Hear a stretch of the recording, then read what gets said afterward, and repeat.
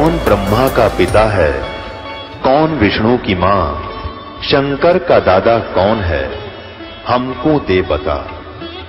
ये जानने के लिए कृपया सुनिए। जगत गुरु तत्वदर्शी संत रामपाल जी महाराज के अमृत वचन सर्व पवित्र धर्मों के पवित्र शास्त्रों के आधार पर सन 1727 में,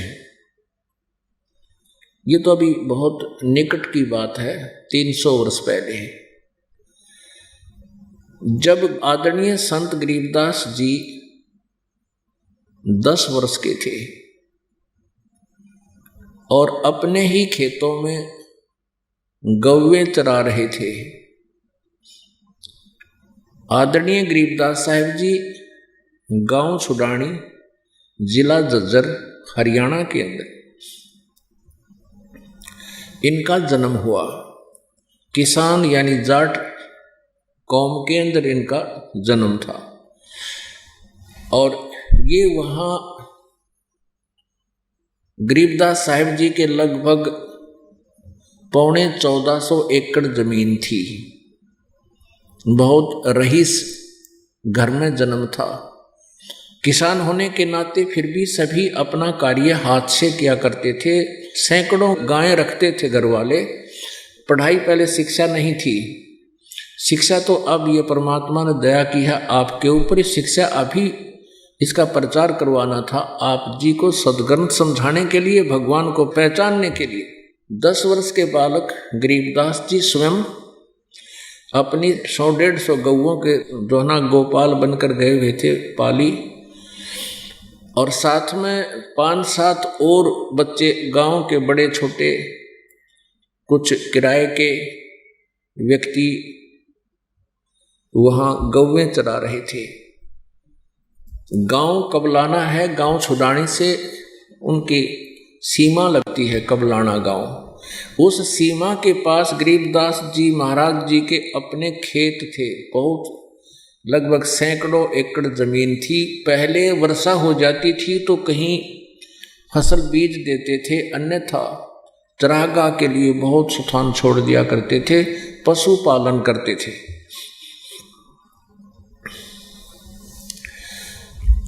उसमें गरीबदास साहिब जी गौवें चरा रहे थे, साथ में 8-7 और पाली यानी गोपाल थे। परमेश्वर पूर्ण ब्रह्म सतपुरुष कबीर जी सन 1518 में सशरीर गए थे सतलोक में, और फिर सन 1727 में फिर परमात्मा एक जिंदा महात्मा का रूप बना के वहाँ जहाँ गरीबदास साहिब जी गौवें चरा रहे थे 10 वर्ष के बालक, वहाँ सतलोक से आकर प्रकट हो गए। लगभग 200 वर्ष के उपरांत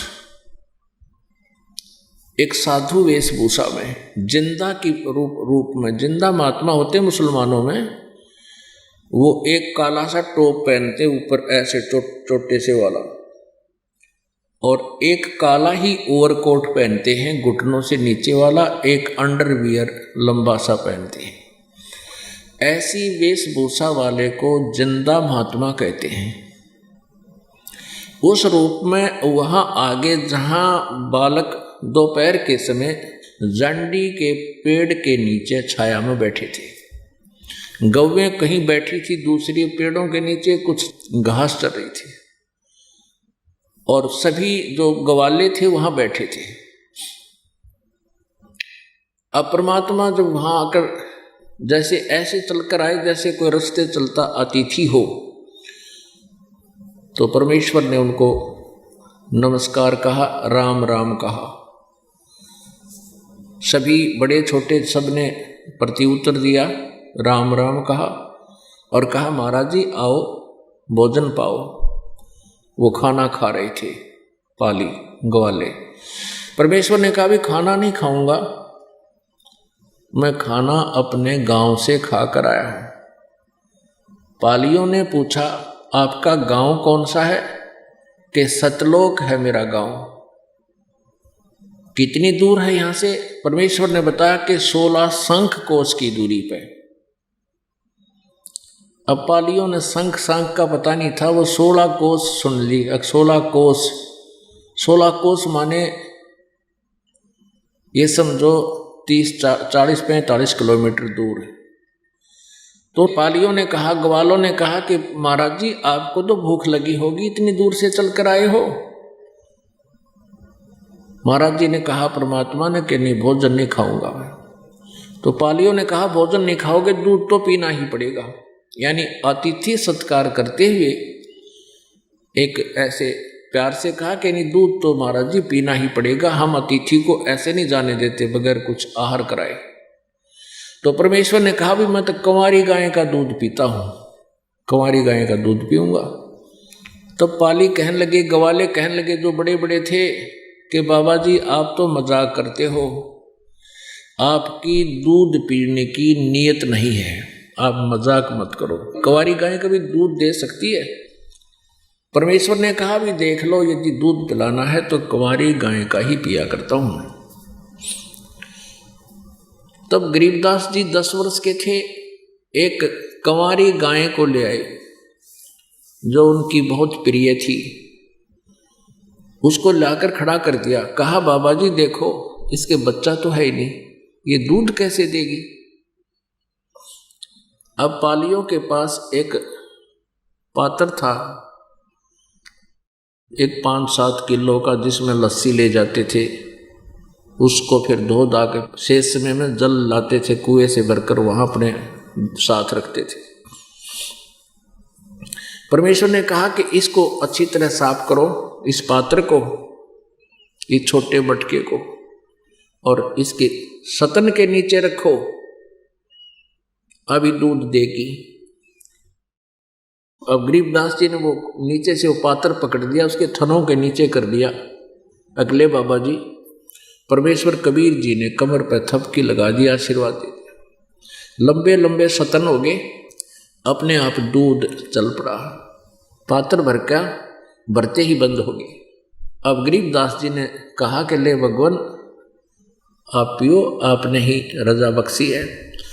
अब आधा दूध परमेश्वर ने पिया, ऐसे मुंह लाकर सीधा है, और आधा कहा ले वे पालियो ग्वालो तुम पी लो, ये दूध यहाँ का नहीं है, ये ऊपर के लोक का आया है।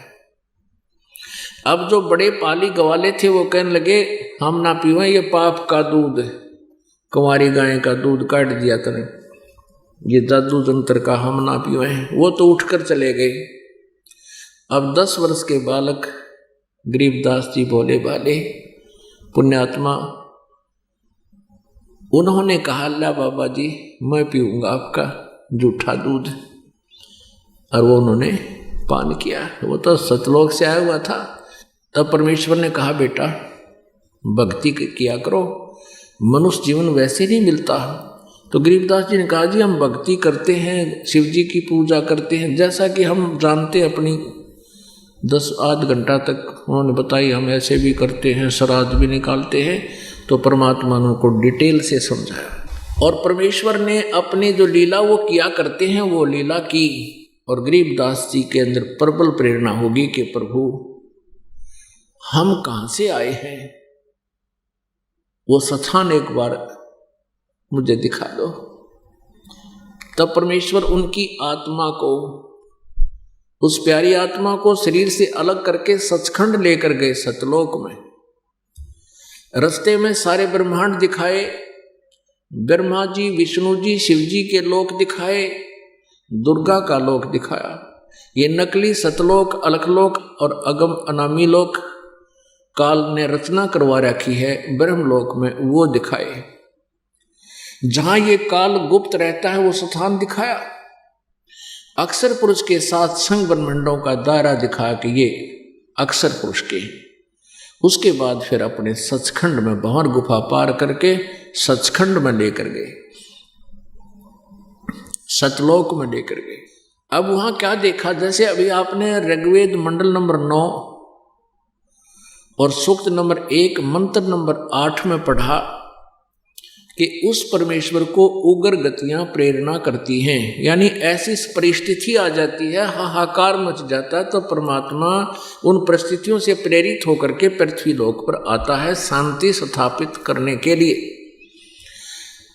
और वो भासमान यानी हल्का तेज पुंज का शरीर धारण करके आता है।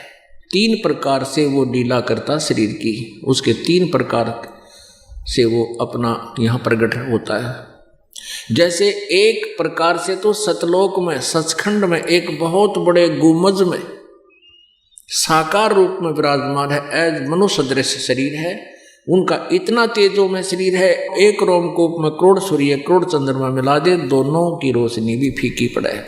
और उधर से वो एक अन्य हल्का तेज पुंज का रूप बना करके जनसाधारण की तरह एक साधु संत रूप में आता है। और तीसरी लीला वो करता है शरीर से, जैसे एक बालक रूप धारण कर लेता है, शिशु रूप धारण करता है। ऐसे 3 प्रकार से वो अपनी लीला करता है, ऐसे 3 प्रकार के वो शरीर है उस परमात्मा का। गरीबदास जी नीचे से गए, उनके साथ साधु रूप में थे परमात्मा। आगे जब सचखंड में पहुंचे तो वहां एक अलग से गुम्बद के अंदर, बहुत बड़े गुम्बद में, गोल गोल गुम्बद, सफेद सफेद, बहुत लंबा चौड़ा, बीच में परमात्मा का सिंहासन लगा था, उस पर विराजमान थे वो परमात्मा जिसके एक रोमकूप में करोड़ सूर्य करोड़ चंद्रमा मिला दे तो भी रोशनी परमात्मा की अधिक रहे। नीचे से जो एक साधु रूप में आए हुए वापस गए थे प्रभु, वहां एक चंवर रखा था, वो चंवर उठा के और सिर पर ढुराने लगे, सिर के ऊपर हिलाने लगे। तो गरीबदास जी की आत्मा ने, गरीबदास जी ने सोचा कि वो पूर्ण परमात्मा तो ये तख्त पर बैठा है, ये होगा, यही है, और ये बाबा जी संत इसका नौकर है, इसके चंवर कर रहा है। उसी समय जो सिंहासन पर विराजमान थे प्रभु वो खड़े हुए, और नीचे से जो बाबा जी के रूप में परमात्मा गए थे, संत के रूप में, जिंदा के रूप में, वो अनंत कोट ब्रह्मांड के कंट्रोलर के सिंहासन पर विराजमान हो गए। और वो तेजो में शरीर जो भगवान दिखाई देता वो उस बाबा जी पर चंवर कर रहे हैं, एक सेवक की तरह। अब गरीबदास जी सोच रहे हैं भी बाबा जी बड़ा कमाल का संत, यूं तो भगवान इसके ऊपर इसकी सेवा कर रहा है, इसकी चंवर कर रहा है। इतने में क्या हुआ, वो तेजो में शरीर जो बाहर चंवर कर रहा था, वो देखते ही देखते जो नीचे से परमात्मा गए थे एक संत रूप में, उसके अंदर समा गए। अकेले वो जिंदा महात्मा के रूप में वो परमात्मा उस सिंहासन पर विराजमान रहे, और चंवर अपने आप ऑटोमेटिकली घूम रहा है अपने आप। अब गरीबदास जी चरणों में गिर गए, ये भगवान आप तो हमें बका रहे थे, आप तो खुद परमेश्वर हो, मेरा बड़ा भाग्य उदय हुआ, आप मुझे भगवान खुद चलकर मिल गए।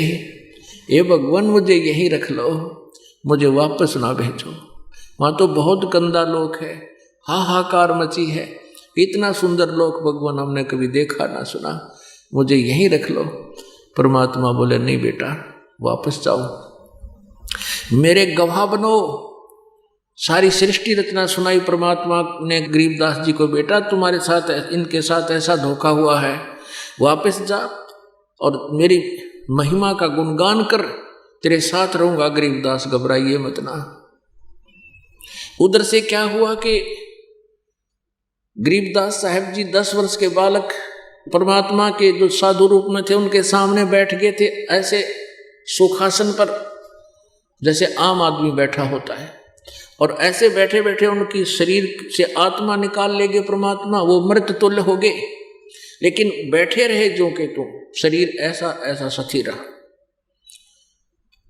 अब 2-3 घंटों के बाद वो दूसरे जो बड़े बड़े गवाले थे, पाली थे, वो आए।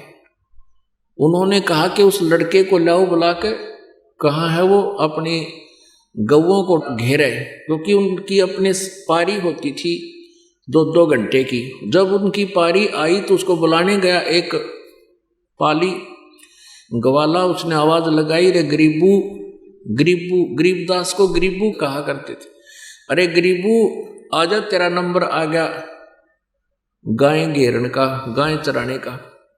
सामने बैठा दिख रहा है, आवाज लगा रहा है दूर से, लेकिन वो नहीं उठ रहा है। निकट जाकर देखा वो तो ऐसे बैठा है।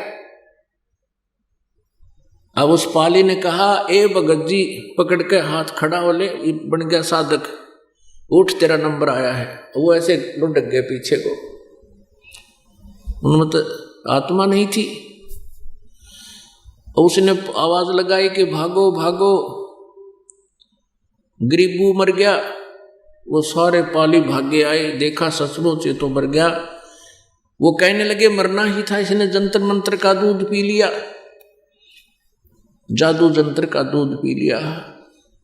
इकलौता पुत्र था, बहुत बड़ा रईस उसका पिता था। 12 वर्ष के बाद अकेला पुत्र उत्पन्न हुआ था। उसी की मृत्यु गांव में जब पता चला, पूरे गांव में सन्नाटा छा गया। छोटा सा गांव होता था उस समय, कोई इधर दौड़ा कोई उधर दौड़ा, सारा गांव भाग लिया जहां उस बच्चे की लाश शव पड़ा था।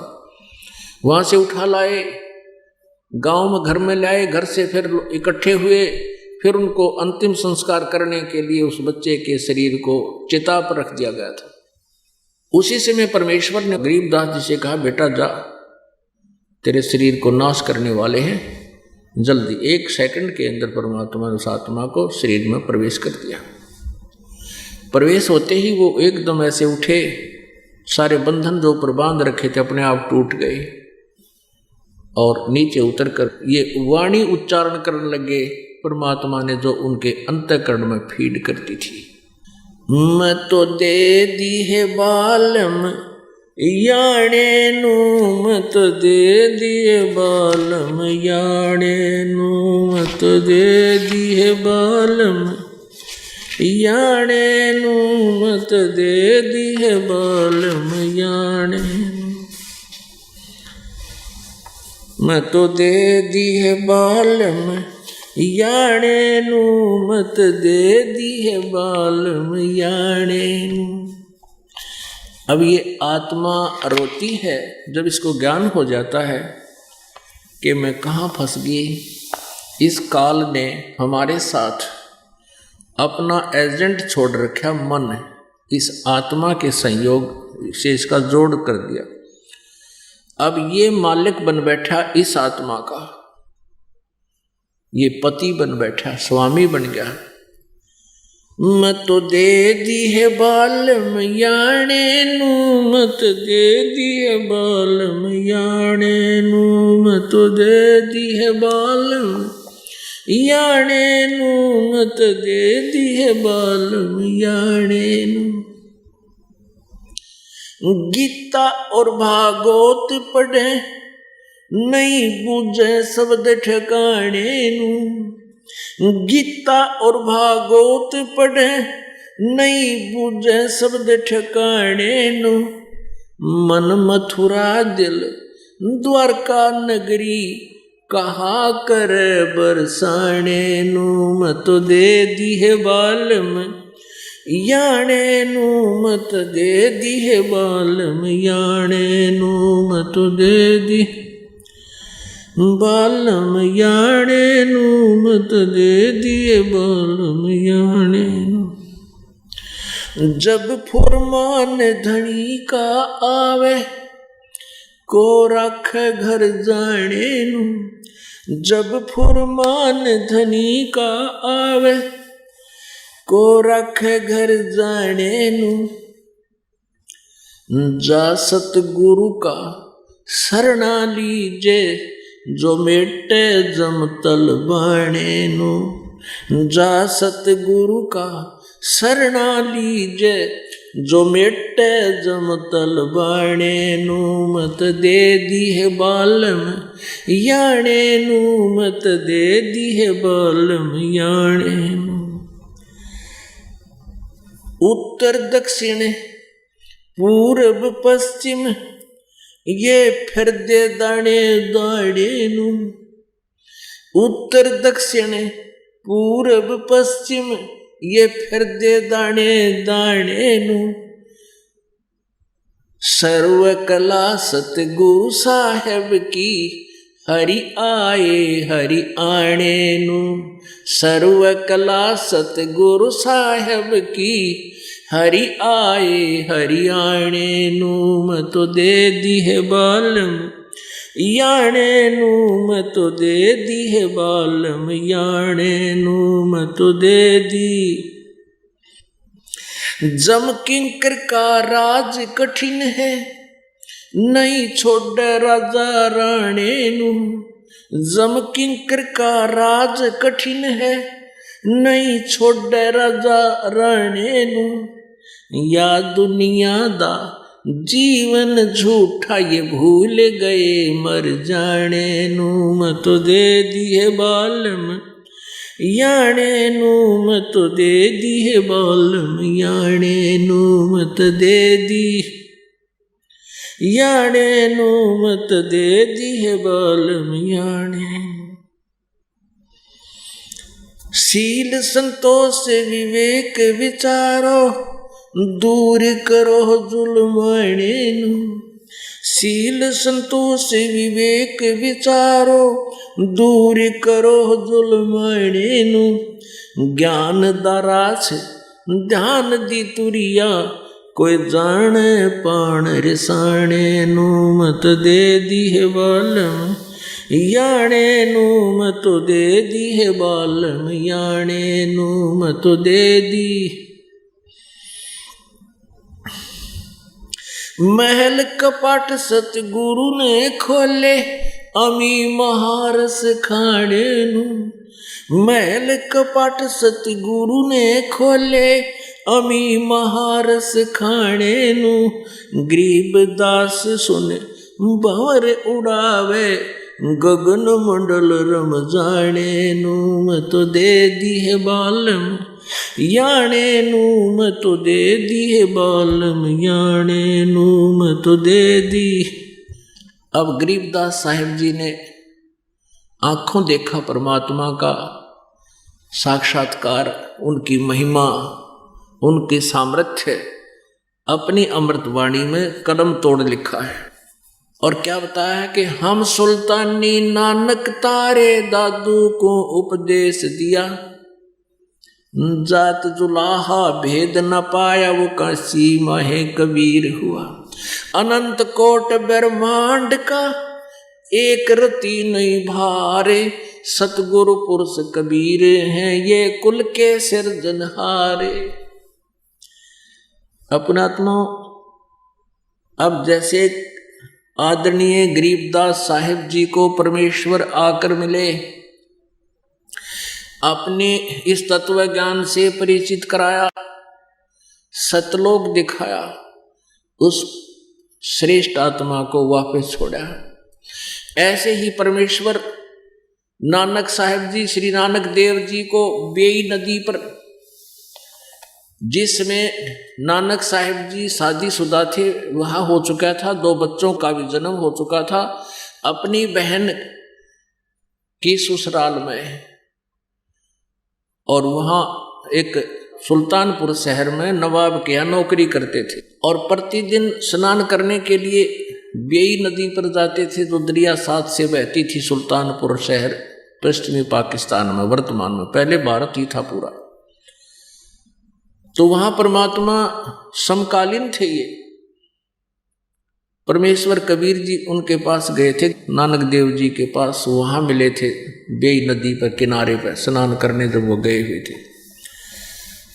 अपना परिचय दिया पहले तो कि मैं ऐसे ऐसे काशी में रहने वाला धानक दुल्हा हूँ।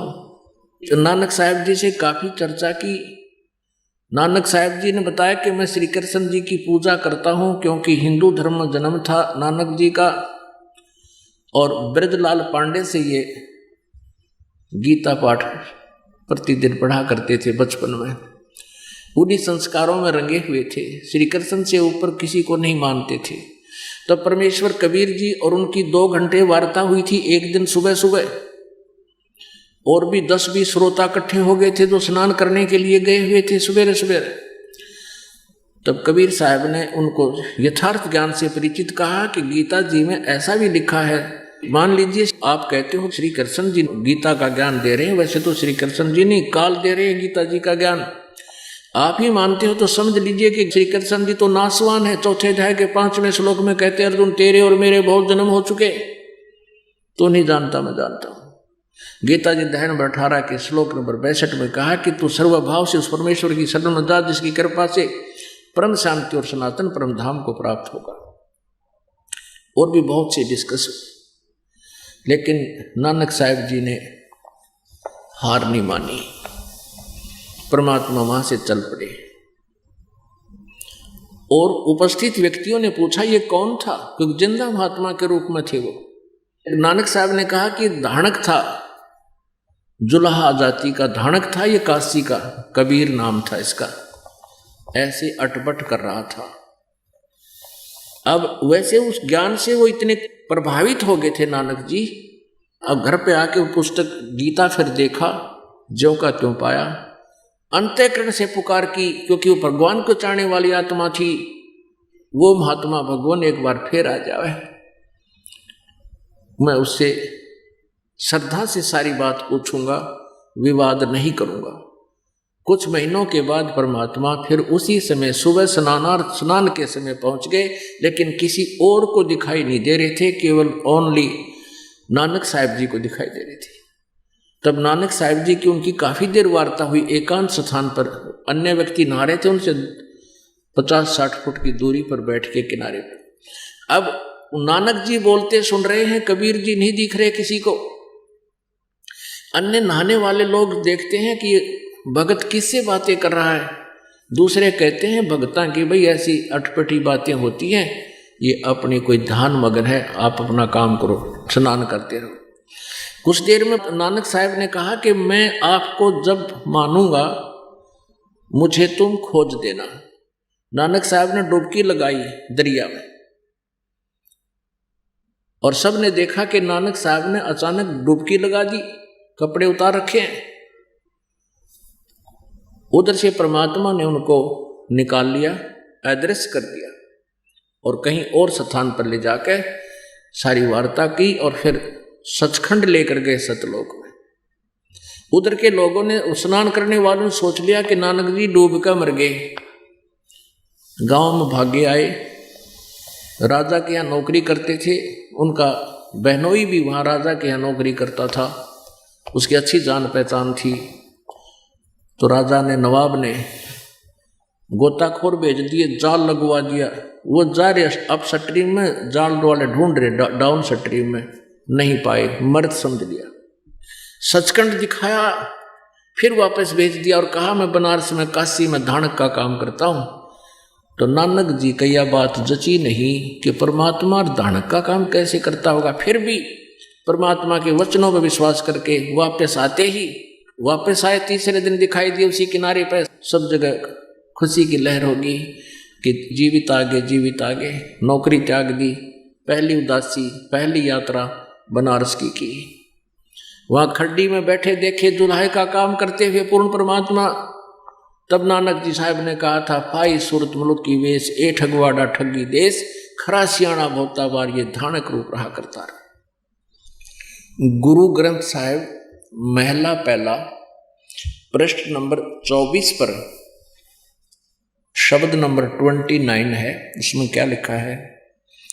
एक स्वाइन दो सुवानी, नाल भर के भौकाई सदा बियाल, कोड छुरा मुठा मुर्दार, धाणक रूप रहा करतार।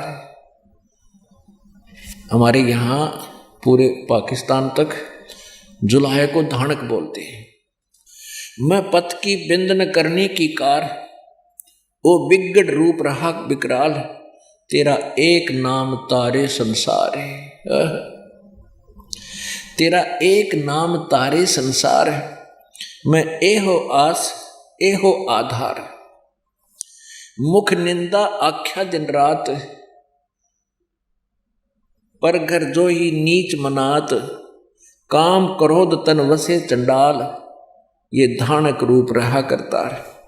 फाई सूरत मुल्क की वेश, ओ ठगवाड़ा ठगी देश, खरा सियाणा भोता भार, ये धानक रूप रहा करतार। मैं कीता न जाता हराम खोर, ऊ किया मुँह देसा दुष्ट चोर, नानक नीच कह विचार, ये धानक रूप रहा करतार। गुरु ग्रंथ साहिब प्रश्न नंबर 721, महला पहला। एक अर्ज गुप्तम पेश तोदर, कून करतार, हक्का कबीर, करीम तू बेऐब परवरदिगार। सबक लिखा है, एक अर्ज गुप्तम पेश तोदर, कून करतार, हक्का कबीर, करीम तू बेऐब परवरदिगार। दुनिया मुकामे फानी, तहकीक दिलदानी, मम सर मुई अजराइल गिरफत दिल ऐंच नदानी। जन पिसर पदर बिरादरां कसनेस दस्तमगीर, आखिर बेपतम कस नदारद चूँ सबद तकबीर। सब रोज गस्तम दरवहा करदेम बदी ख्याल, गाहे न नेकी कार करदम मम ई नीची अहाल, चीनी अहवाल। बद बखत हमचू बखील, गाफिल बेनजर बेबाक, नानक बगोयद जंतुरा तेरे चाकरा पाखाक। अब इसमें क्या बताया कि नानक साहिब जी जब वहां पहुंचे, सबसे पहले वो रामानंद जी के आश्रम में गए, क्योंकि कबीर साहब ने कहा था मेरा प्रथम गुरु रामानंद जी हैं, मैंने उनको गुरु धारण कर रखे। परमात्मा ने वैसे एक गुरु की कोई आवश्यकता नहीं थी, लेकिन ये मर्यादा बनाए रखने के लिए कि परमात्मा पाने के लिए गुरु अवश्य हो, क्योंकि ये काल के दूत फिर कह देते। आजकल जैसे आज दास ने सुबह बताया था कि इस राधा स्वामी पंथ के जो प्रवर्तक कहते हो शिवदयाल जी का कोई गुरु नहीं था, जिस कारण से वो भूत बना, अपनी शिष्या बुक्की में बोलता था, हुक्का पीता था और फिर रोटियां खाता था उस बुक्की के माध्यम से, वो प्रेत बन गया। तो यदि परमेश्वर कबीर जी ने ये अपने गुरु की मर्यादा को ना एक फॉर्मेलिटी की होती, स्वामी रामानंद जी को अपना गुरु बनाया था, लेकिन ज्ञान गुरु रामानंद जी को परमात्मा ने ही दिया था,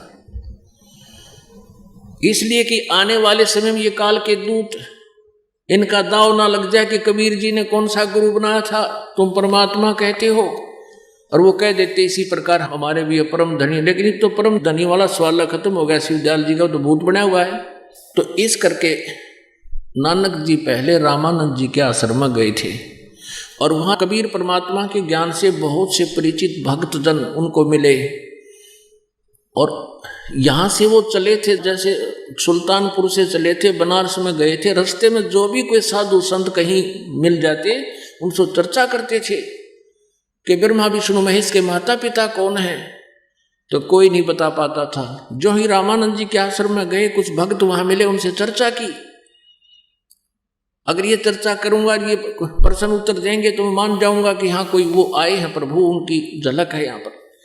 तो छोटे छोटे बच्चा ने भी, और वहाँ बैठे थे उपस्थित आश्रम में, सब ने 1 मिनट में सुना दी सारी कहानी। सृष्टि रचना कबीर जी ने सुना रखी थी। तो नानक साहब बड़े प्रभावित हुए, तब कहा कि मुझे उनसे मिलवा दो, क्योंकि रामानंद जी के आश्रम से कबीर जी का स्थान काफी दूर था। तो वहां से 2 भक्त भेज दिया उनके साथ कि जाओ कबीर जी से मिलाओ। कबीर जी के परमेश्वर के पास आए, वो तो एक धानक का काम कर रहे थे, जो लाहे का बैठे थे, खड्डी में लीला कर रहे थे। वो ये दिखाना चाहते थे कि मेरे की तरह गरीब और एक नेक व्यक्ति रहकर अपना गुजारा करते रहना, भक्ति भी करते रहना, और जुल्हे से कठिन काम नहीं होता। एक एक तार पूर के और एक इतना लंबा कपड़ा बनना होता, बहुत समय लगता है, और फिर भी भक्ति की जा सकती है। गरीब व्यक्ति भी परमात्मा पा सकता, जैसे परमात्मा ने लीला करके दिखाई, हमारे लिए उदाहरण दिया। जब नानक साहब वहां गए, तब कहा था फाई सूरत मुल्क की वेश, ए ठगवाड़ा ठगी देश, खरा सियाणा बोता भार, ये धानक रूप रहा करतार। ये वही सो सतलोक में मैंने देखा था, वही परमात्मा है। ये कहते ये ठगवाड़ा ठगी देश, ये छुपाए बैठा अपने आप को ठग है, ये भगवान है, आंखों में पानी भर के।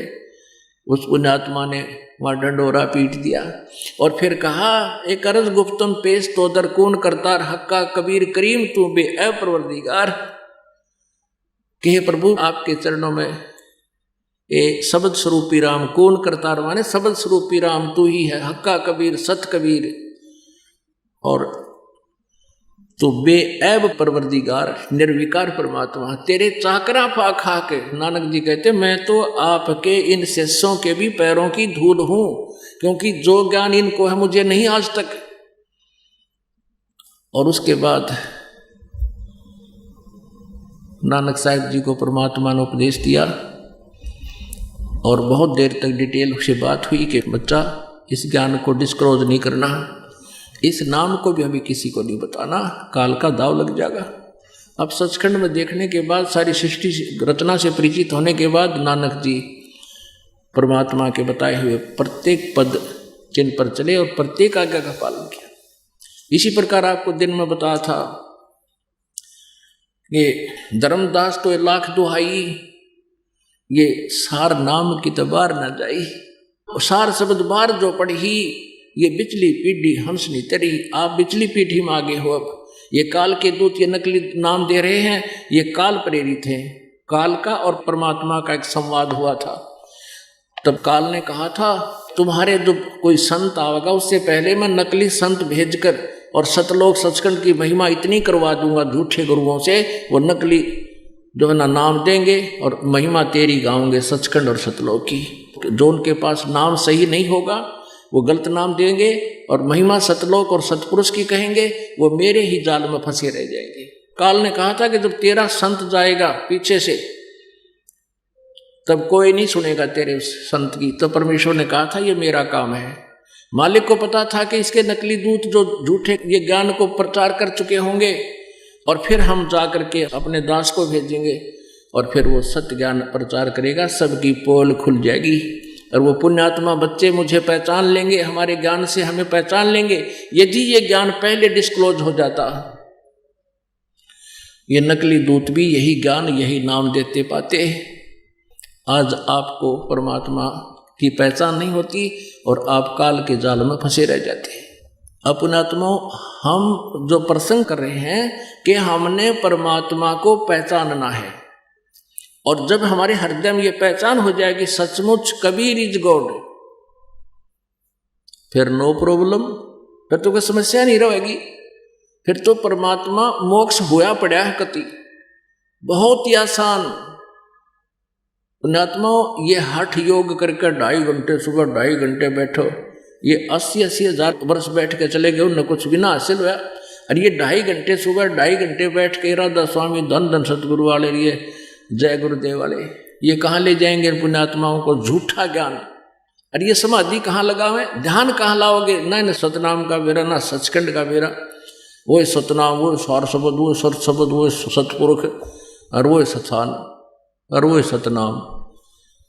परमात्मा कहते झूठा ज्ञान है। और बात करें बोला ऊपर लियो मंजिल पे, मंजिल का एक कभी ना मेरा सतनाम ना ये सतान बतावे, अकल कहाँ गई इनकी। तो परमात्मा कहते हैं अब परमात्मा को पहचानना है, अपनी पहचान आप कराने आए थे। जो लीला मालिक ने की है वो वेद गवाही दे रहे हैं कि वो परमात्मा सचखंड से चलकर आता है, अपनी प्यारी अच्छी आत्माओं श्रेष्ठ आत्माओं को मिलता है, फिर उनको ज्ञान से परिपूर्ण करता है। अब दिखाते हैं आपको वेदों में ये प्रमाण। ऋग्वेद मंडल नंबर 9 सूक्त नंबर 86 मंत्र 26 और 27 में ये देखिएगा। ऋग्वेद ये 9-10 इकट्ठे ही जल्द है।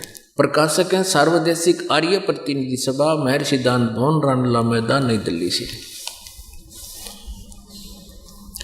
मुद्रक है Prince offset printers 1510 Pataudi house Daryaganj, नई दिल्ली से।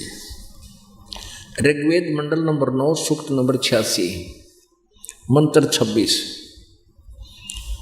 ये और भी बहुत मंत्र दास ने लिखे हुए हैं, इनमें सब में प्रमाण है लेकिन हम मोटा मोटा लेंगे। 26 इसमें अनुवाद है कि यज्ञ करने वाले यजमानों के लिए परमात्मा सब रास्तों को सुगम करता है और उनको पवित्र करता हुआ और अपने रूप को सरल करता हुआ वह कांति में परमात्मा, इन्होंने कबीर, ये देखो यहाँ कबीर शब्द लिखा, कबीर अतः, इन्होंने अपसर्ग लगा के कबीर ही कर दिया, कबीर। हम इसको भी जैसे पुनः कहो चाहे पुनर्कहो, तो ये कबीर का अर्थ कर दिया सर्वज्ञ, ये अर्थ नहीं करना था। विद्युत के समान क्रीड़ा करता हुआ वर्णीय पुरुषों को प्राप्त होता है, वर्णीय पुरुष को यानी श्रेष्ठ आत्मा को, अच्छी आत्मा को मिलता है। अब आपको पहले ये कबीर शब्द क्लियर करते हैं। अब आपको ये कवि लिखो तो भी कबीर देव, हम कहते हैं कबीर साहब, देव माने परमेश्वर, कबीर माने कबीर। हम कबीर देव को कबीर परमेश्वर कहने लगे, कबीर साहब। सिर्फ हम वह को वह बोलते हैं अपनी लोकल लैंग्वेज में, वेदों को हम वेद बोलते हैं। तो ऐसे सिर्फ लैंग्वेज का बोलने का अंतर है। ये देखिएगा, जैसे यजुर्वेद है, ये यजुर्वेद है, और इसमें यहाँ दो अपसर्ग लगा दिए रे हटाकर, तो भी यजुर्वेद है। अब और इसको क्लियर करते हैं। ये कहाँ से प्रकाशित है? प्रकाशक हैं सार्वदेशिक कार्य प्रतिनिधि सभा, दयानंद भवन 3/5, आसफअली रोड, निकट रामलीला मैदान, नई दिल्ली से।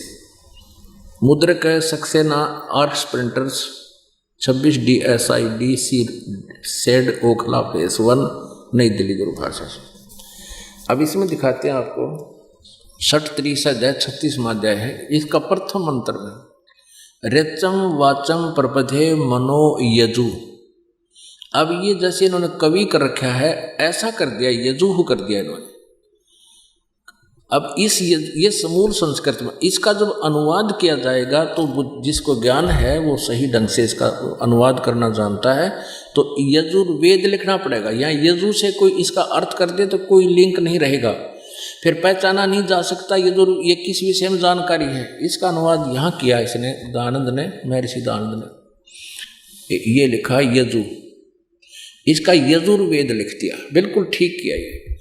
अब यजु है, इसका अनुवाद करते समय लिखना पड़ेगा यजुर्वेद। अगर इसका अनुवाद कर दे यज्ञ स्तुतियों का संग्रह, तो नहीं समझ सकते ये जानकारी किसकी है।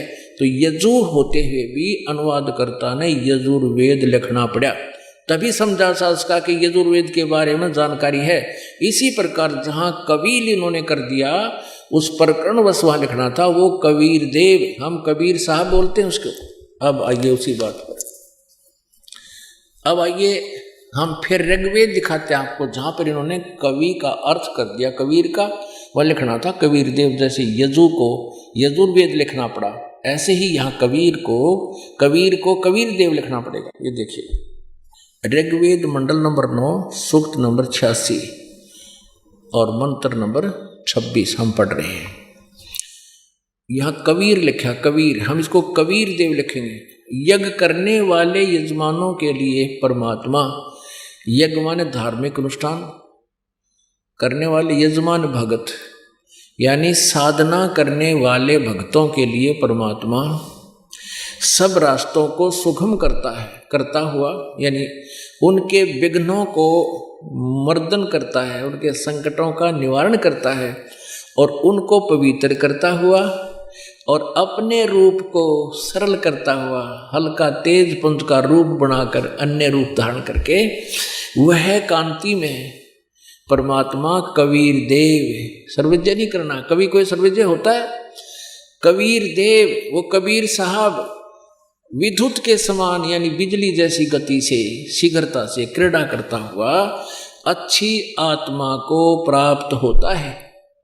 अच्छी आत्मा को, जो नेक आत्मा होती है, श्रेष्ठ आत्मा को प्राप्त होता है। अब देखना, अब 27 में लिखा है कि वह जो परमात्मा ध्रुवलोक के तीसरे पृष्ठ पर विराजमान है, वो ऊपर रहता है तीसरे लोक में। ध्रुवलोक के यानी ऊपर तेजों में लोकों के अंदर ये तीसरे पृष्ठ पर तीसरे लोक में रहता है, वहाँ एक स्थान पर है, वहाँ से गति करके आता। अब दिखाते हैं, अब ऋग्वेद मंडल नंबर 9 सूक्त नंबर 82 दिखाते हैं आपको। इसका 1, 2, 3 कति क्लियर कर देगा। ऋग्वेद मंडल नंबर 9 सूक्त नंबर 82 और मंत्र नंबर 1।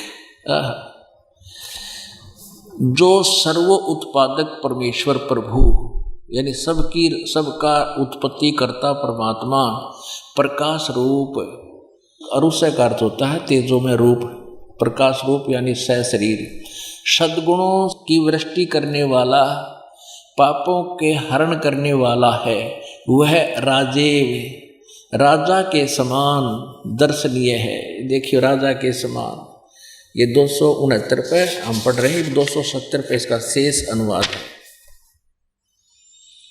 राजा के समान दर्शनीय है, देखने योग्य, साकार है। वेद बता रहे हैं, ये खुद अनुवाद कर रहे हैं और ये खुद मानते हैं भगवान निराकार है, और वेद साकार बताएं जिसमें उसके गुण लिखे हैं।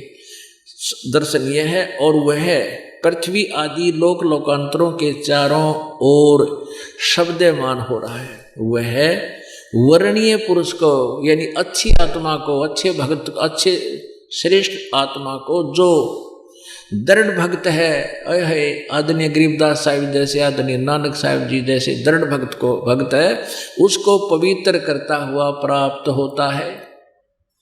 और कैसे होता है? जिस प्रकार विद्युत आकाशीय बिजली सन्हे वाले स्थानों को आधार बनाकर प्राप्त होता है।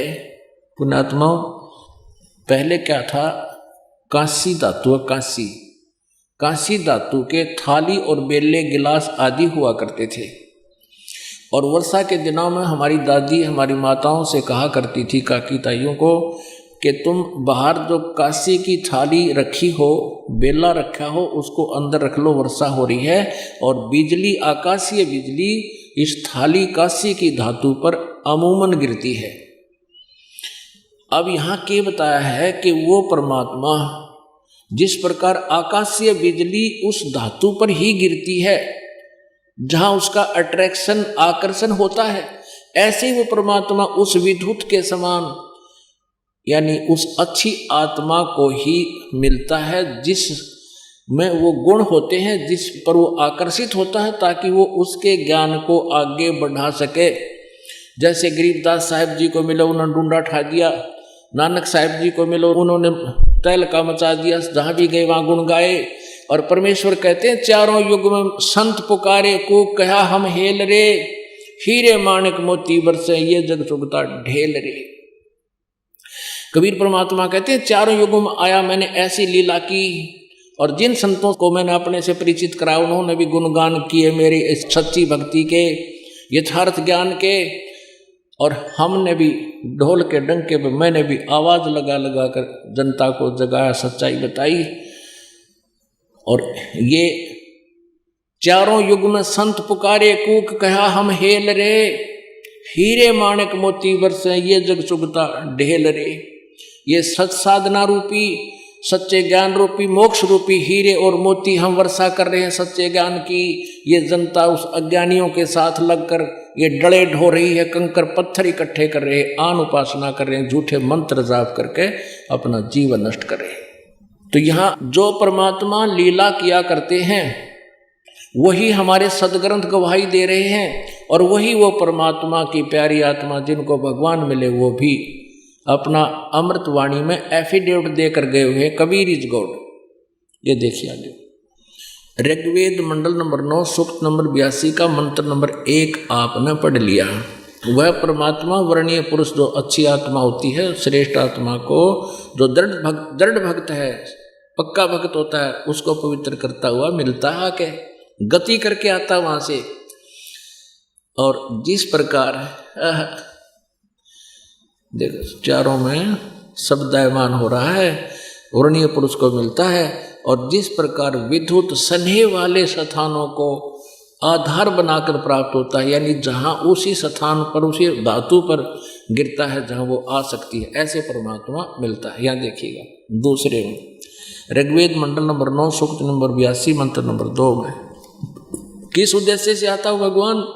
हे परमात्मा, उपदेश करने की इच्छा से आप, यानी सत्य ज्ञान देने की इच्छा से आप महापुरुषों को प्राप्त होते हो और आप अत्यंत गतिशील पदार्थ के समान, यानी जैसे बहुत तेज चल कर आते हो, हमारे आध्यात्मिक यज्ञ को प्राप्त होते हैं। आप कबीर देव हैं। इन्होंने सर्वज्ञ अर्थ कर दिया कवि का, कबीर का। आप कबीर देव हैं। जैसे यजु लिखा था वहां पर उन्होंने यजुर्वेद लिखा, ऐसे ही यहाँ कबीर देव लिखना है। आप कबीर देव हैं, शुद्ध स्वरूप हैं। हमारे पापों को दूर करके हे परमेश्वर आप हमको सुख दें। अब इसमें तीसरे मंत्र में स्पष्ट किया है, पवित्र यज्ञों में रक्षा से आप प्राप्त होते हैं और पृथ्वी आदि लोक लोकांतरों में गति करते हुए वहां से चल कर आते हैं। आप सर्वव्यापक नहीं, आप स्वयं गतिशील होकर विराजमान होते हैं। अब और दिखाते हैं आपको, ऋग्वेद मंडल नंबर 9 सूक्त नंबर 20, यहाँ स्पष्ट लिखा है। ऋग्वेद मंडल नंबर 9 सूक्त नंबर 20 मंत्र नंबर 1 में ये लिखा, कबीर देव पर कबीर देव वित्ते अवय। या देखिए वह परमेश्वर, यहाँ कबीर का अर्थ ये कबीर देव है, ऊपर रह लग रहा है, यू कबीर देव।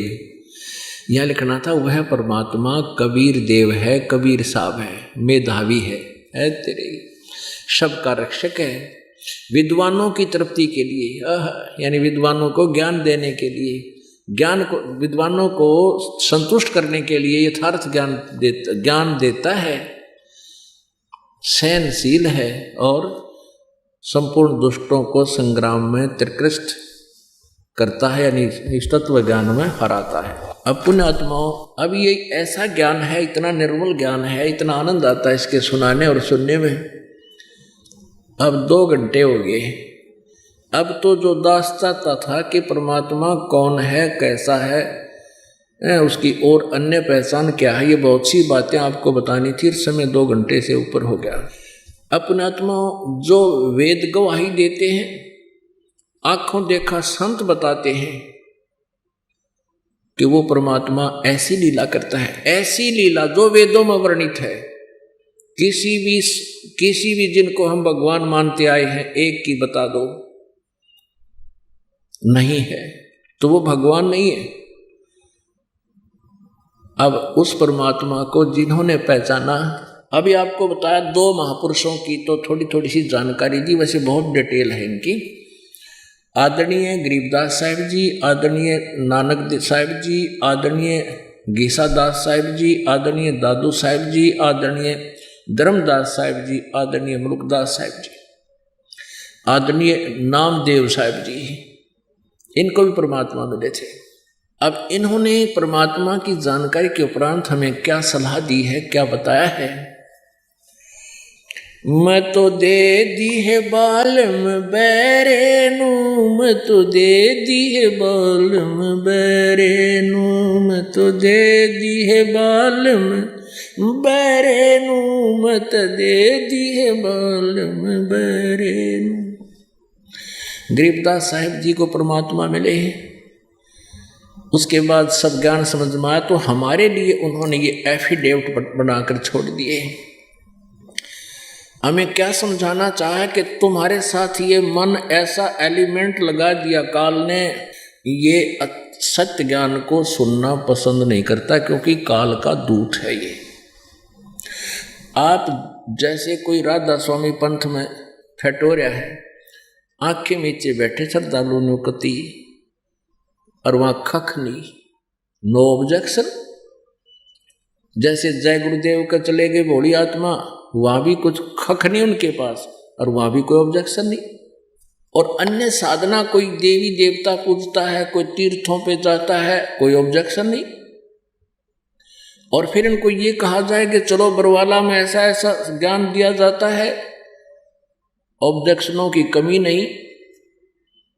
फिर काल इनको होशियार बना देता, वहां ऐसे कैसे हो गया, ऐसा हमने कभी नहीं सुना। जो नहीं सुना वही तो सुना रहे हम, इसको सुनोगे तो समझ में भी आएगा।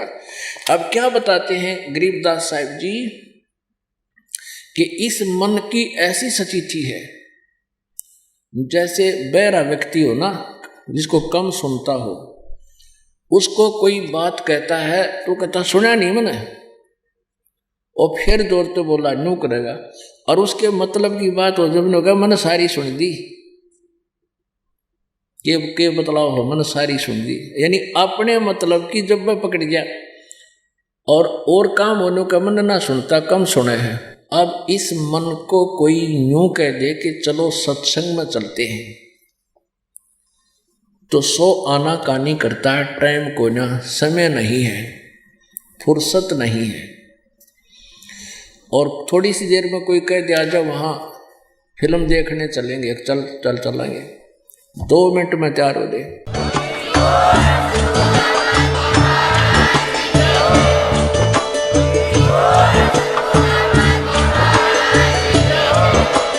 आप सुन रहे थे जगत गुरु तत्वदर्शी संत रामपाल जी महाराज जी के मंगल प्रवचन। अधिक जानकारी के लिए विजिट कीजिए हमारी वेबसाइट www.jagatgururampalji.org। संत रामपाल जी महाराज जी के शुभ आशीर्वाद से पूरे विश्व भर में 500 से भी ज्यादा नाम दीक्षा केंद्र हैं, जिन पर संत रामपाल जी महाराज जी द्वारा ऑनलाइन निशुल्क नाम दीक्षा दी जा रही है। अपने नजदीकी नाम दीक्षा केंद्र का पता करने के लिए संपर्क करें 8222880541।